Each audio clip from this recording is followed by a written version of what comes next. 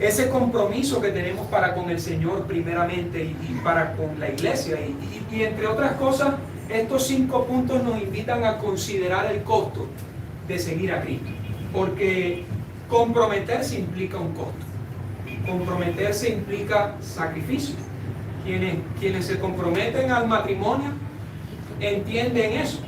Y quienes posteriormente se casan entienden eso. Hay un sacrificio. Hay algo que yo debo rechazar, hay algo que yo debo dejar para asumir el compromiso. Lo mismo pasa con el Señor, con la fe, con la iglesia y con nuestra relación con Él. Hay algo que tenemos que dejar. Así que yo les pido que ustedes puedan tomar nota hoy y en cada una de estas series, y que el día de hoy podamos decir: me comprometo, pueden escribirlo así, me comprometo a ser iglesia. Atención, me comprometo a ser iglesia. Y ese, entre otras cosas, es el título del mensaje que quiero compartir con ustedes, y es este pilar que vemos acá, el ser comunidad. ¿Okay? Que el día de hoy podamos comprometernos, que podamos renovar ese compromiso de ser iglesia. Y tengamos presente algo que es importante en todo esto. Para poder asumir un compromiso, ¿qué tenemos que hacer? Tomar una decisión. Bien lo decía el pastor con el ejemplo de: nacemos hombres, pero nacemos varones, pero ser hombre es una decisión. Ahora, nunca se me olvida una frase del pastor Gerardo de Ávila, que él decía que toda decisión que se toma como resultado de un estímulo, de una emoción, dura lo que dura una emoción. Repito, toda decisión que se toma como resultado de un estímulo, de una emoción, esa decisión va a durar lo que dure la emoción. En el momento en el que se me pase lo que sentí, se acabó la decisión. Pero toda decisión que se toma como resultado de una convicción es perdurable. Y es perdurable a pesar de nuestra mutabilidad como seres humanos, que cambiamos, que hoy nos levantamos bien y mañana no, a diferencia de Dios, que es inmutable. Nosotros somos mutables. Podemos mantenernos firmes en esa decisión si y solo si dependemos del Espíritu Santo. Entonces partamos de eso en esta serie, mis hermanos. Tomemos la decisión basándonos en una convicción firme del entendimiento que la palabra de Dios nos ofrece. Porque cualquier decisión que tomemos como resultado de una emoción va a durar lo que dure esa emoción. Así que no importa si sentimos o no sentimos algo, no importa si es que no sentí que bueno, ese es el camino. Las decisiones para con el Señor se toman a partir de convicciones. ¿Ok? Y fíjense algo. Una mentira que el mundo nos ha hecho creer, una de las mentiras que el mundo nos ha hecho creer, es que tenemos que escuchar nuestro corazón. Estas son pancartas y publicidades. Escucha tu corazón. Aprende a escuchar tu voz interior. O aprende a escucharte a ti mismo. Y pareciera que a muchos cristianos que caen en esta mentira se les olvida lo que dice el Señor en Jeremías 17, cuando el Señor a través del profeta dice que engañoso es el corazón. Imagínense ustedes, engañoso es nuestro corazón. Para aquellos que creen que no, es que sentí una intuición en mi interior y por eso engañoso es nuestro corazón. Pero Jeremías añade, y perverso. O sea, no solamente es engañoso, sino que es perverso, más que todas las cosas. ¿Quién lo conocerá?, plantea el profeta. Y al mismo tiempo el Señor responde: yo, Jehová, que escudriño la mente y que pruebo el corazón, para dar a cada uno según su camino, según el fruto de sus obras. O sea, aún Dios nos conoce mejor que nosotros a nosotros mismos. Entonces, no nos dejemos llevar por esas voces que dicen que escuchemos a nuestra voz interior. No, mis hermanos, escuchemos al Señor, escuchemos su voz, escuchemos su voluntad. La fe cristiana no es una fe, y atención con esto, la fe cristiana no es una fe que está basada en sentimientos, en emociones, en lo que yo sienta o en lo que yo deje de sentir. La fe cristiana es una fe racional, una fe que implica conocer a Dios, conocerlo a través de su palabra. no a través de sueños, visiones, revelaciones especiales o el último libro del profeta del día. La fe cristiana es una fe que se basa en el conocimiento que la Biblia nos ofrece respecto a quién es Dios y qué quiere Él de mí. Y lo hemos dicho, los hermanos que se acaban de bautizar lo saben. La Biblia responde dos preguntas clave. ¿Quién es Dios y qué quiere Él de mí? Sencillo. No tengo que acudir al último libro de Guillermo Maldonado para saber cuál es la voluntad de Dios para mi vida. No, la Biblia lo dice. ¿Quién es Él y qué quiere Él de mí?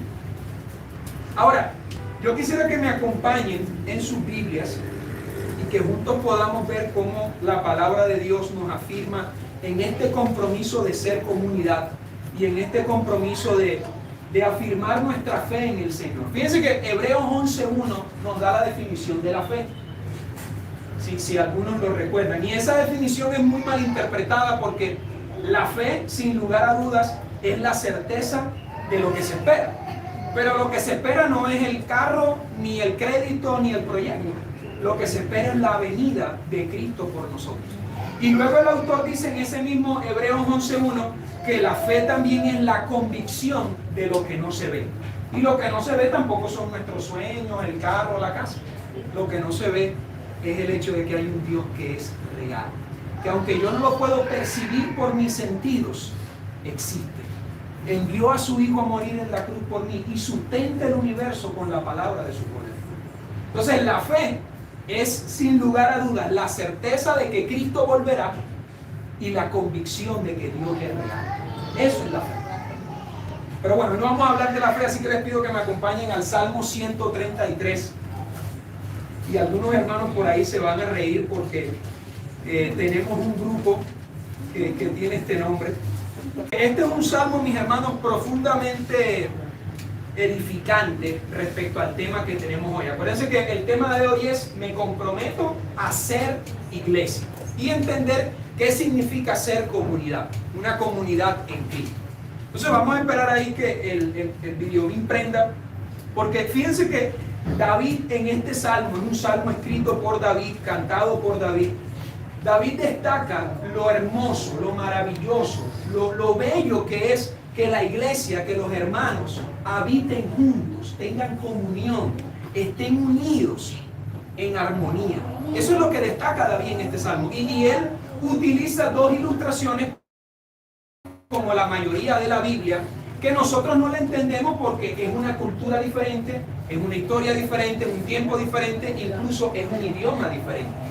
Pero entonces, empecemos por entender quién es Aarón. Fíjense que él dice, ok, miren cuán bueno y cuán delicioso, cuán hermoso es habitar los hermanos juntos y en armonía. Y luego dice, este hecho es como el aceite sobre la cabeza que cae sobre la barba de Aarón y desciende hasta las vestiduras. Entonces, empecemos por recordar que Aarón, para las maestras de niños lo deben saber muy bien, Aarón es el hermano mayor de Moisés. Empecemos por recordar eso. Y Aarón, quiero mostrarles esto, Aarón fue escogido por Dios para ser no solamente profeta de Moisés y para el pueblo de Israel, sino para ser sacerdote. Y para ser sacerdote porque luego que el pueblo de Israel sale de la esclavitud en Egipto y van al desierto, Dios establece con ellos un pacto. Y en ese pacto Dios establece todo un sistema ritual de sacrificios que debía el pueblo de Israel hacer para adorar a Dios. Y ese sistema ritual de sacrificar animales, de rociar sangre, de hacer un montón de cosas, se hacía en esto que ustedes ven acá. Esto es una tienda portátil que el pueblo tenía que ir armando y desarmando a medida que iban por el desierto, que se le conoce como el tabernáculo de reunión. ¿Ok? Dios estableció esto con el pueblo. Y dijo, ustedes van a hacer esto, en este lugar me van a adorar, en ese lugar yo voy a descender, mi presencia va a descender, y a través de eso yo les voy a mostrar mi misericordia, mi gracia y mi perdón. Y no vamos a entrar en una clase de todo lo que esto significa en términos neotestamentarios, pero todo esto, mis hermanos, todo el sistema sacrificial y ritual del Antiguo Testamento prefiguraba y anunciaba la obra de Cristo en la cruz. ¿Okay? Entonces entendamos eso hasta ahí para no avanzar más y veamos ahora que para dar inicio a este sistema ritual, había que dedicar a los sacerdotes para ese trabajo, había que consagrarlos para ese trabajo. Y Moisés tuvo que hacer eso con su hermano Aarón y con los hijos de Aarón. Él tuvo que echarle sobre su cabeza un aceite previamente preparado y ordenado por Dios, y ese aceite iba a consagrar a Aarón para el trabajo del Señor. El aceite iba a servir como consagración, como santificación, y lo iba a habilitar a él para el servicio a Dios. ¿Ok? Entonces, fíjense cómo David maravillosamente es utilizado por el Señor al hacer esto.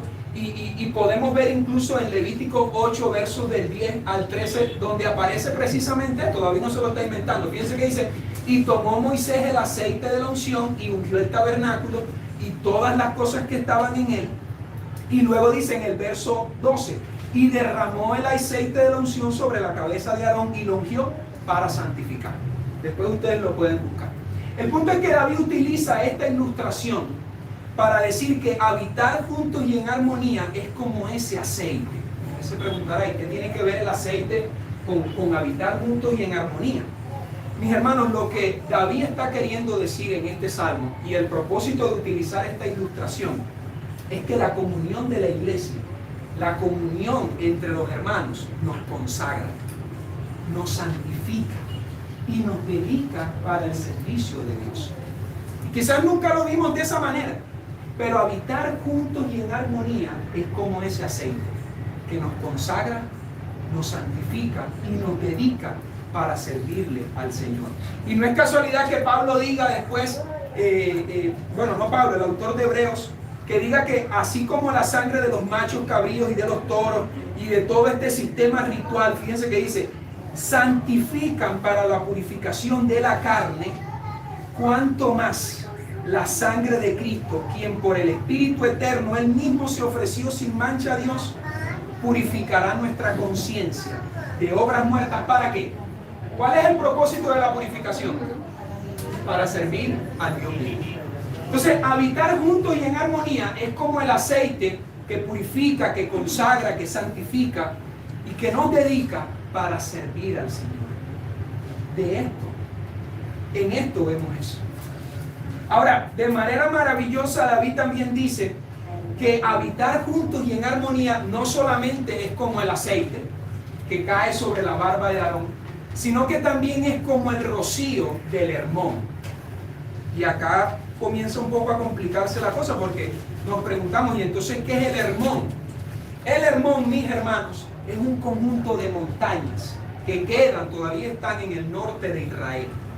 Y la montaña más alta de ese conjunto es la montaña Hermón. En esa montaña, mis hermanos, hay constantes precipitaciones durante todo el año. De hecho, ahorita vamos a ver cómo hay incluso hasta nieve, hay unas competencias de nieve que se hacen cada año en esa montaña. Y obviamente desde esa montaña desciende un conjunto de ríos, de agua que fluye desde arriba, y toda esa agua llega hasta Israel. ¿Ok? Ya vamos a ver qué tenía David en mente cuando dijo que habitar juntos y en armonía es como esto, mis hermanos. Esta imagen es la que David tenía en mente cuando escribió el Salmo. Ese es el rocío que desciende del Hermón. Hoy en día es un sitio turístico y paradisíaco para mucha gente que va a esa zona del norte de Israel, que específicamente es la cordillera del Antilíbano. Queda entre la frontera entre el Líbano y Siria. Y esas aguas, aunque ustedes no lo crean, son lo que alimentan el lago de Genesaret o el mar de Galilea, que hay innumerables referencias bíblicas. Ahí fue donde Jesús caminó, ahí fue donde Jesús hizo el milagro con Pedro, ahí fue donde llamó a sus discípulos. Esta agua que sale del monte Hermón, llena, desemboca en el mar de Galilea. Entonces la pregunta es, ok, se entiende el aceite de la cabeza de Aarón, pero ¿qué tiene que ver la iglesia con un río? ¿Qué tiene que ver la iglesia con el rocío del Hermón? Fíjense que esta agua, si ustedes buscan el mapa, hoy se puede ver, alrededor de esa zona era una zona desértica, es una zona desértica. Y esa agua provee frescura para la zona, pero provee también la fuente de vegetación. Entonces, por ahí podemos ir atando cabos y entender que cuando David decía que habitar juntos y en armonía es como el rocío del Hermón, David está diciendo que la comunión de la iglesia refresca nuestra alma. Es esa agua que llega a nuestra alma árida, seca, sedienta de Dios. Pero también es esa agua que aviva nuestros corazones para que podamos florecer. Para que así como en esa zona crezca vegetación, en nuestros corazones crezca el fruto del Espíritu. Eso se da a partir de la comunión juntos con los hermanos. Fíjense qué hermoso y qué bonito es la Biblia y cómo cada ilustración tiene un sentido y tiene un propósito para nosotros hoy, aunque seamos una cultura y tengamos una historia diferente al pueblo de Israel. La comunión, mis hermanos, nos santifica, nos dedica para el servicio, así como lo hizo el aceite en la cabeza de Aarón. Pero la comunión también provee a nuestros corazones frescura, provee a nuestros corazones el avivamiento que nos puede dar verdadero crecimiento espiritual. Esas cosas se dan cuando habitamos juntos y en armonía. Y David finaliza poniéndole broche de oro a ese salmo, diciendo, es allí donde el Señor, donde Jehová envía su bendición y vida eterna. Es aquí donde el Señor envía bendición y vida eterna. Ahora, yo no sé si ustedes alcanzaron a notarlo, pero si toman nota de ese Salmo 133, se darán cuenta que tanto el óleo, tanto el aceite de la cabeza como el rocío, dice David que desciende. O sea, ni el óleo ni el rocío se quedan en un mismo lugar. Ese es un dato importante a la hora de entender el texto. Porque David está diciendo que habitar juntos y en armonía, sí, es aquello que nos consagra, es aquello que nos refresca, pero también es algo que no se queda en un solo sitio. Es algo que desciende, es algo que corre, que fluye, que emana de un lugar a otro y que impacta a otros. Por eso la comunión que nosotros podemos disfrutar hoy aquí como iglesia no se puede quedar acá.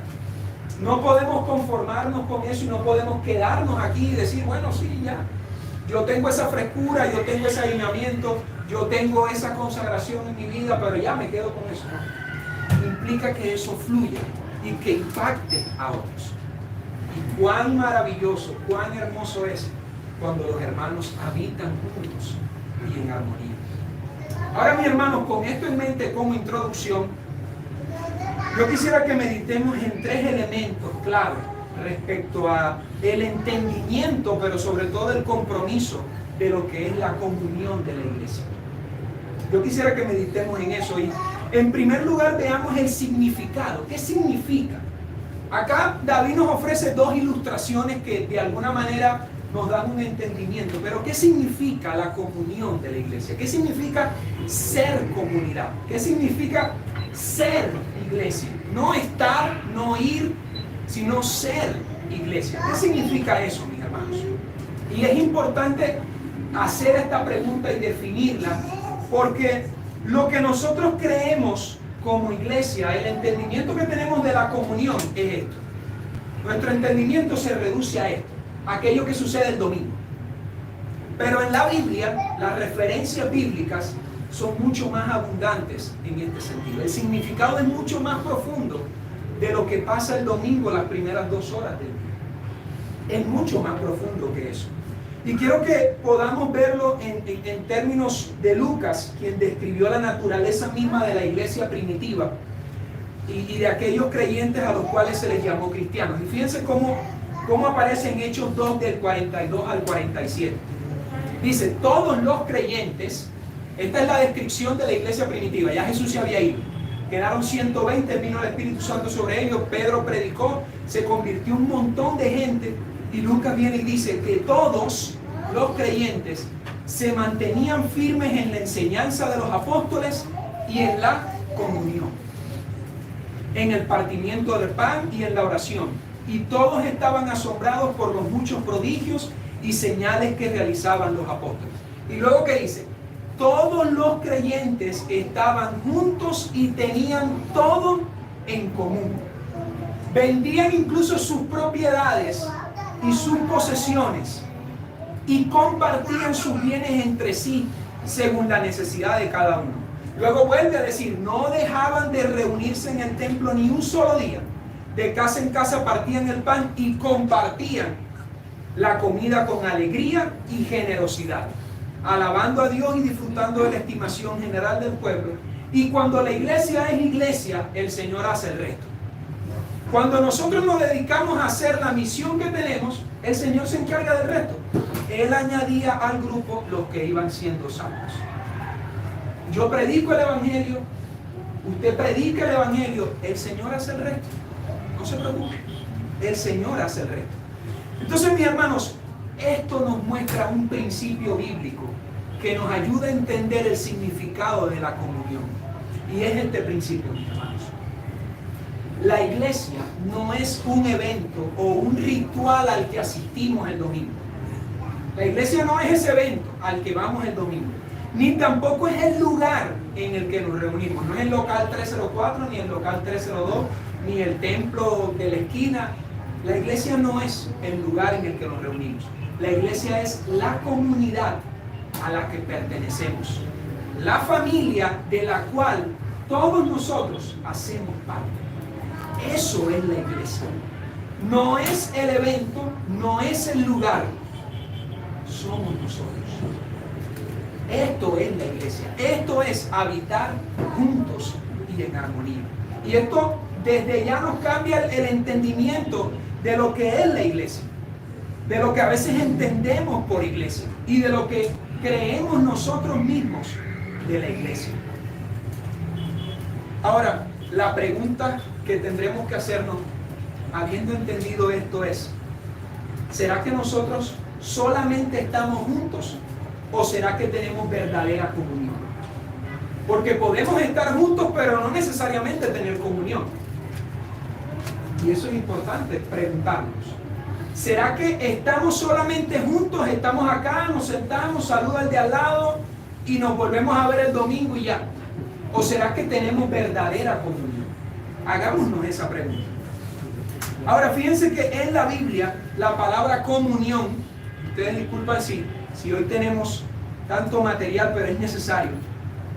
La palabra comunión en la Biblia, así como la palabra compañerismo, dependiendo de la traducción al español que sea, viene de una palabra en griego, como la mayoría de las palabras del Nuevo Testamento, porque fue escrito en griego. Y esa palabra, algunos sé que la conocen, es la palabra koinonía. En griego, para llamar a una comunión de personas, se utilizaba la palabra koinonía. Y koinonía viene a su vez de una raíz griega que significa común. Entonces, ¿qué significa la koinonía? ¿Qué significa la comunión entre los hermanos? Significa tener parte en algo, participar, o lo que se comparte en común como la base del compañerismo. Si esto es así, entonces la pregunta que tenemos que hacernos es: ¿qué tenemos en común nosotros? Piensa, ¿qué tenemos nosotros en común? Aparte de que la mayoría son colombianos, ¿qué tenemos en común nosotros? Y aparte de que unos venezolanos también colombianos, ¿qué tenemos en común?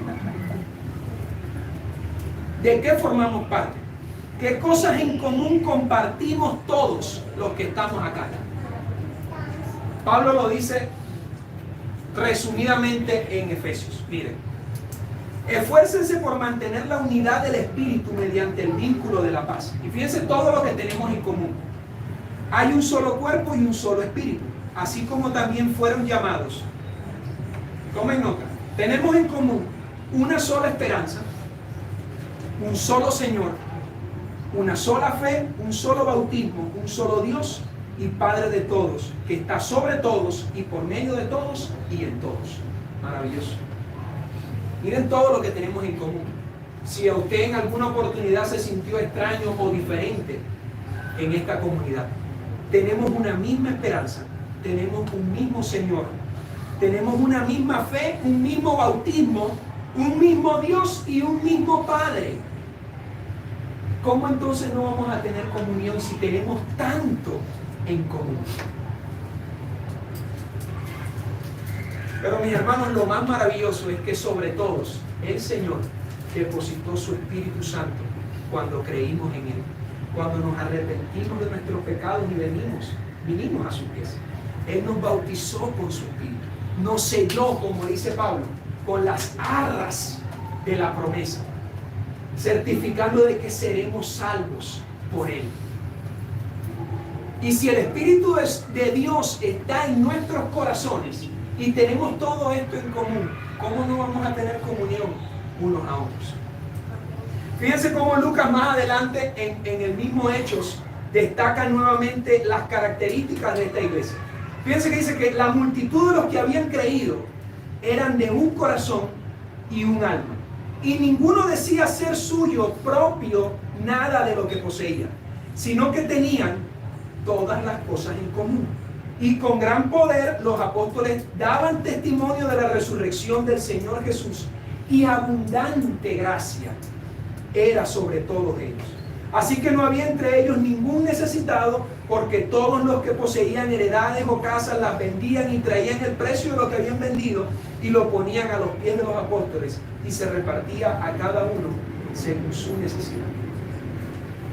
Y mis hermanos, entiéndase esto en el contexto en el que estamos, porque no vaya ahora a vender, como hizo mi tía, su casa y la va a poner a los pies del apóstol. Pensando porque aquí ninguno es apóstol. Entiéndase esto, hay un principio, y el principio es que la iglesia era una, que los creyentes veían a los demás, veían las necesidades de los demás como suyas propias, tenían todo en común, pero todo partía ¿de qué?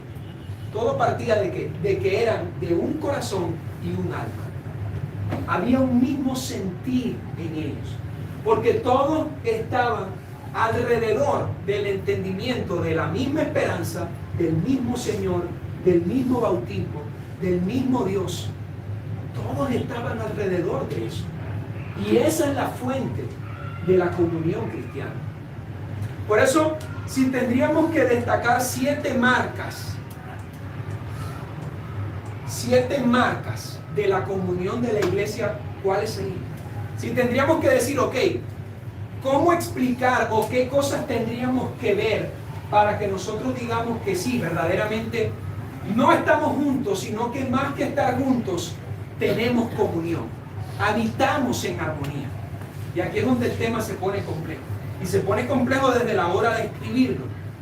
Porque el primero que se hace la pregunta de si yo estoy practicando esto o no, soy yo. Pero hagamos el ejercicio. Primera marca: nos amamos unos a otros, genuina y desinteresadamente. Y yo les pido que tomen nota de la cantidad de versículos que hablan en la Biblia respecto a eso. Estos no son 7 marcas que nos inventamos, son bíblicas, están en la Escritura.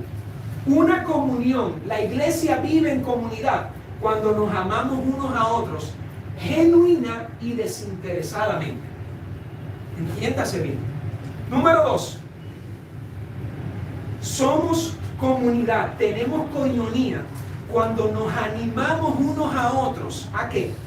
A crecer en el conocimiento y en la madurez espiritual.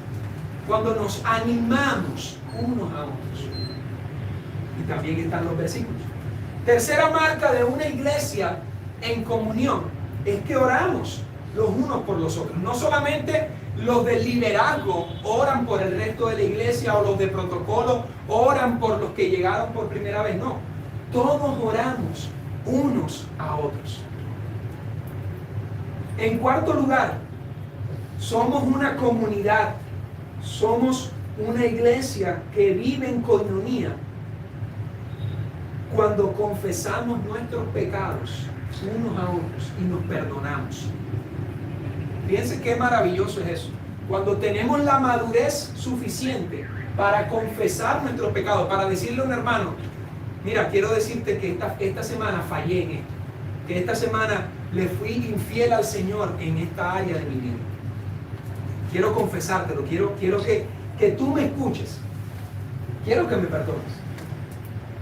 Eso pasa en una iglesia que habita junta y en armonía.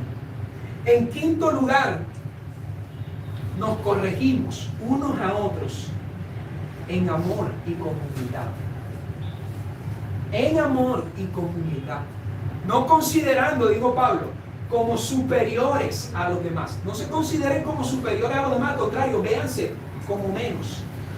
Porque si nuestro Señor, que fue el ejemplo a seguir, dijo, entiendan algo, y se lo dio a sus discípulos: yo no vine para ser servido, sino para servir y para dar mi vida en rescate por muchos.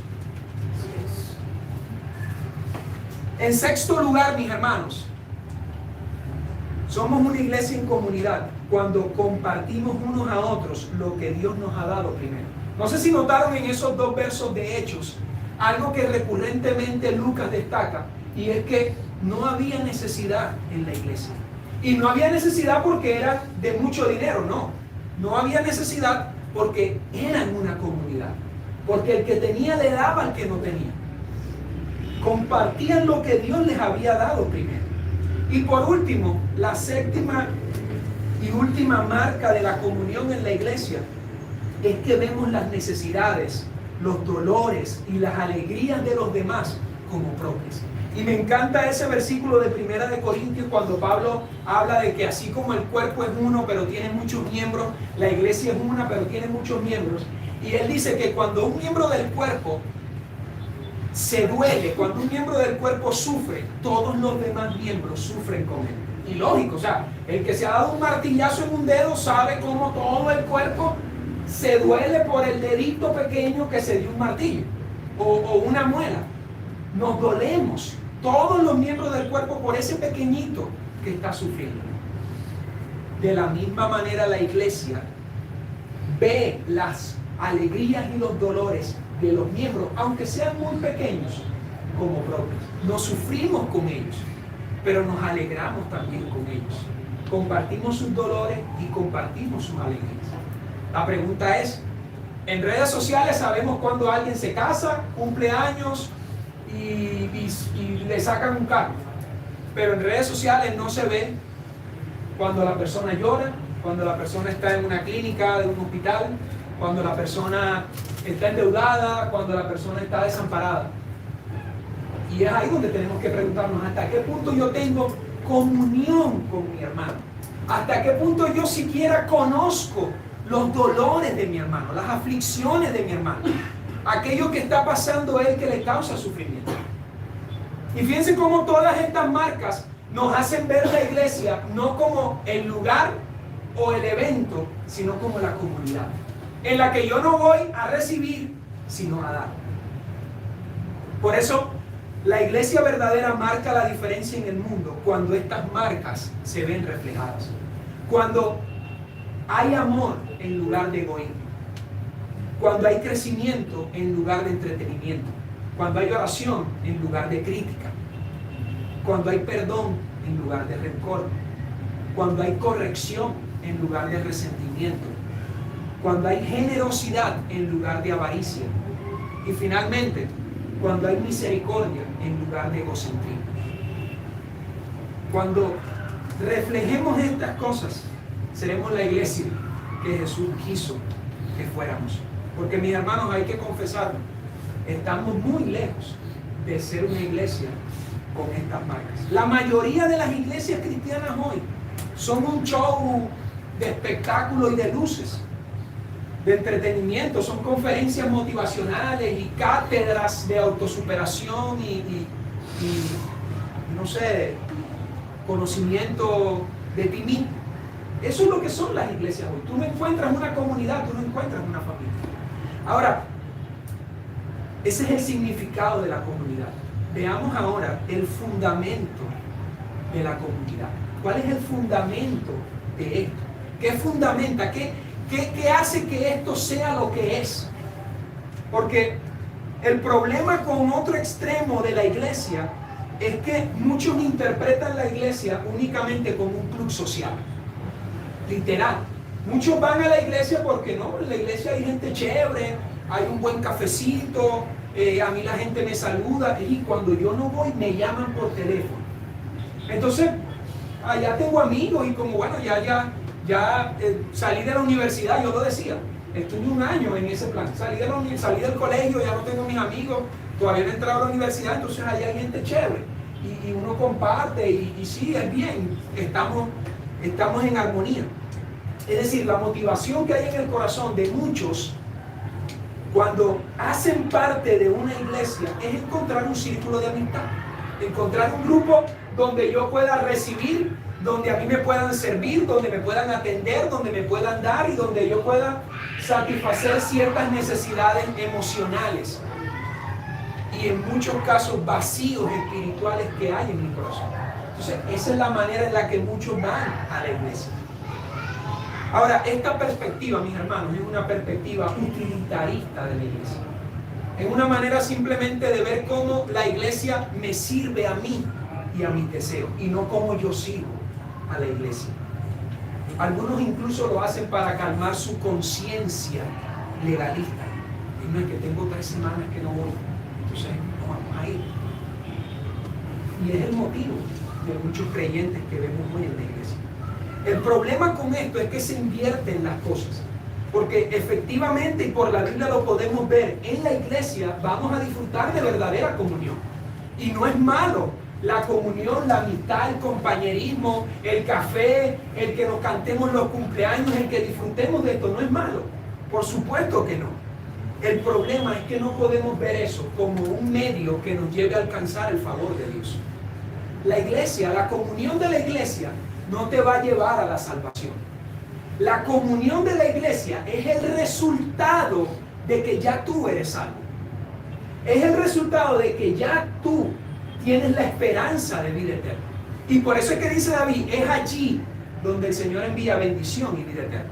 Porque ya tú lo tienes en tu vida. Yo no hago parte de una comunidad para salvarme, para que Dios me vea con buenos ojos. No, lo hago porque ya soy salvo. Siendo esto así, mis hermanos, hay un segundo principio que quiero compartir con ustedes. Y es que la comunión de la iglesia es el resultado y el reflejo, atención con esa palabra, es el reflejo de la comunión que tengamos primeramente con Dios. Esto que nosotros podemos experimentar acá es únicamente posible si nosotros tenemos primeramente comunión con Dios. Si no hay comunión con Dios, no va a haber comunión unos con otros. No va a haber amor, no va a haber perdón, no va a haber misericordia, no va a haber corrección con humildad, no va a haber ninguna de las marcas que vimos. Si no hay comunión con Dios, no va a haber comunión de unos con otros.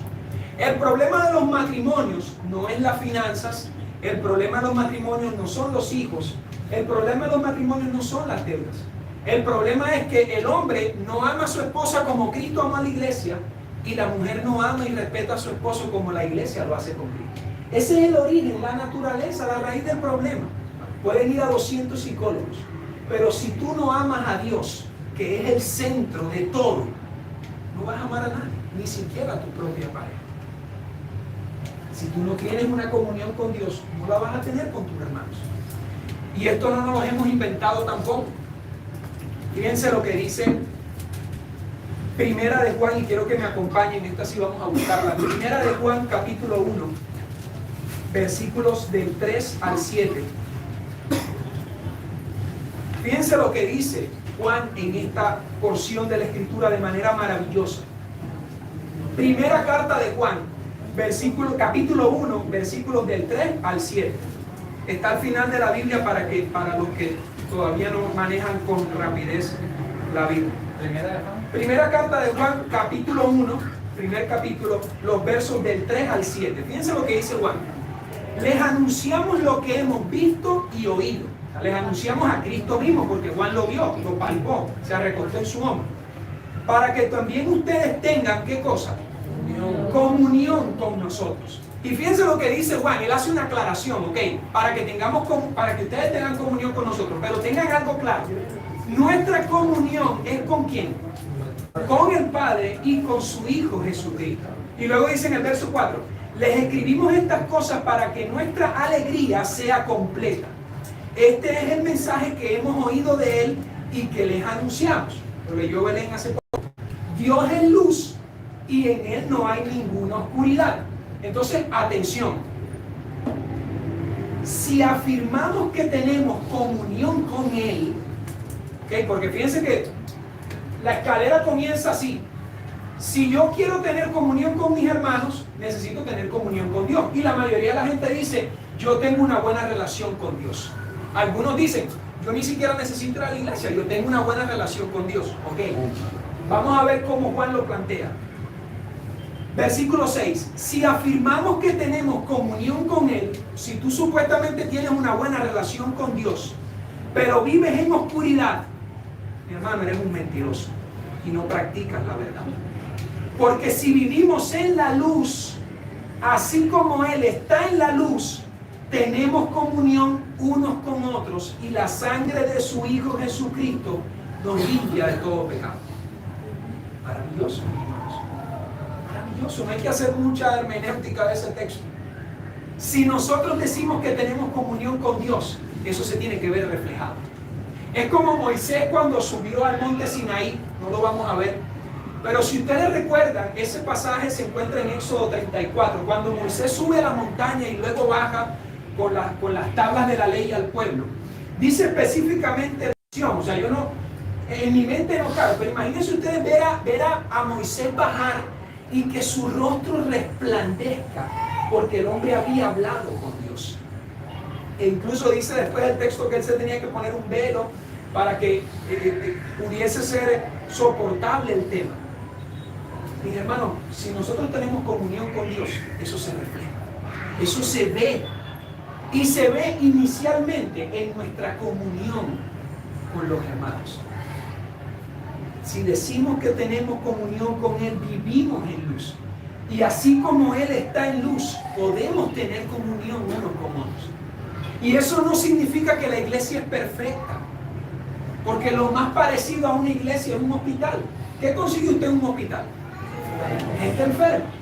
El problema es que nosotros queremos ver la iglesia como las noches de Hollywood cuando van a entregar los premios Oscar, que todo el mundo se ve espectacular, y aún en esos premios, fíjense lo que pasó con este último señor que le salió con el bofetón al otro. Pero nosotros creemos que la iglesia es así, gente perfecta.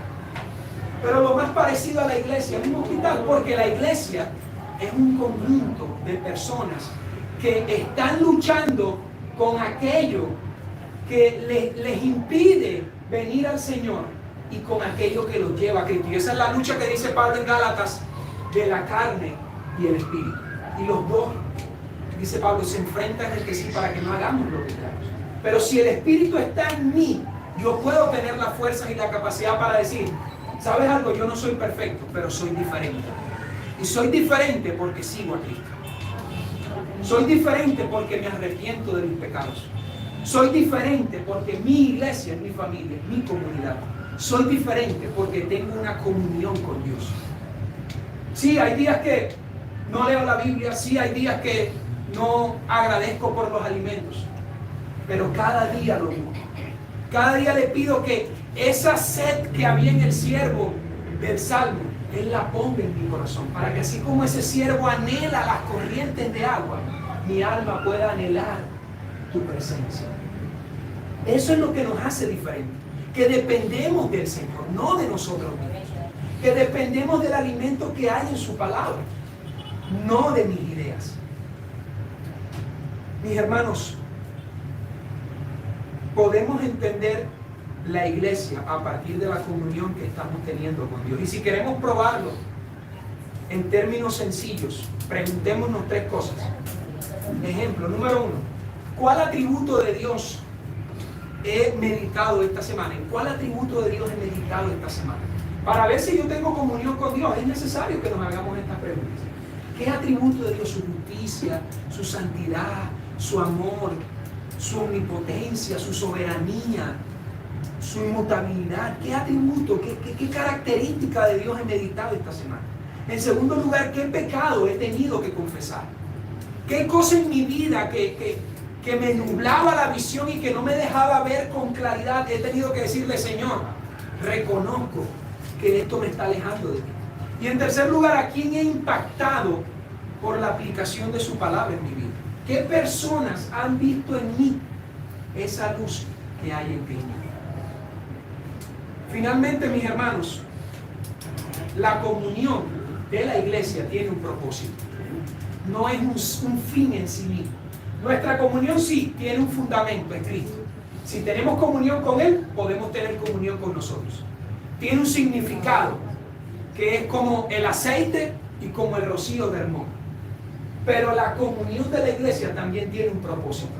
El primero está en Juan 17, versículo 23. Jesús ora a su Padre antes de morir y le dice: yo te pido que los que tú me has dado sean uno.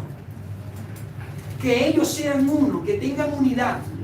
Pero ¿cuál es el propósito de esa unidad? Él lo dice en el verso 23. Para que el mundo conozca que tú me has enviado. O sea, yo quiero que mis discípulos estén unidos. ¿Con qué propósito? Para que el mundo crea que tú me has enviado. Y los he amado a ellos como también tú me has amado a mí. O sea, la comunión de nosotros tiene el propósito de que no solamente nosotros veamos la comunión de Jesús con su Padre, sino para que el mundo, quienes no le conocen, lo vean a Él. Y en segundo lugar, Romanos 15, versículo 5, dice: el Dios de la paciencia y de la consolación les dé entre ustedes un mismo sentir según Cristo Jesús, para que unánimes, para que juntos, para que en comunión, a una voz, hagamos que glorifiquemos a Dios y Padre de nuestro Señor Jesucristo. Ese es el propósito, mis hermanos, de nuestra comunión. Que podamos ser testigos de su gloria, que podamos dar a conocer su gloria a las naciones. Inclina su rostro y oremos como iglesia. Padre, te damos gracias, Dios, por tu palabra. Gracias, Señor, porque tu palabra es viva, Señor, y es eficaz.